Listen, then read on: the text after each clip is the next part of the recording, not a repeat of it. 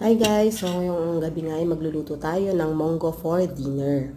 So ayan, nagpainit na ako ng kawali at pagkainit ay nilagay na natin yung ating mga aromatics katulad ng sibuyas, bawang at pagkatapos ay yung kamatis. Ayan, kung nakikita nyo, dinurog-durog ko siya pero nagmamadali kasi ako nyan guys kaya ganyan lamang. So, kailangan natin siyang durog na durog. Pagkatapos ay hinalo ko na rin yung hipon na isasahog natin. Gayun din yung ampalaya. Yung ampalaya pala guys, bago kayo nilagay, nilamas-lamas ko yan sa asin para mabawasan yung kanyang pait. At pagkatapos nga noon ay sinunod ko na rin yung nilaga nating monggo.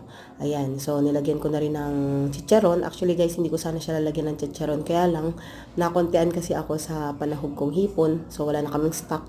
Kaya namili na lang ako ng chicharon. Ayan. So, nilagyan ko siya ng tubig at pampalasa. Ayan, simmer lang natin. Nilagyan ko siya ng konting asin, konting magic sarap.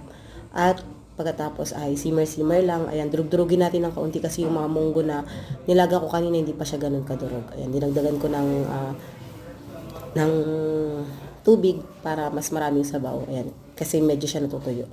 Ayan, so pagkatapos nyan, tikman mo lang kung naayon na sa yung panlasa, ayos na yon. So, yun lamang po. Happy cooking everyone. Kain tayo.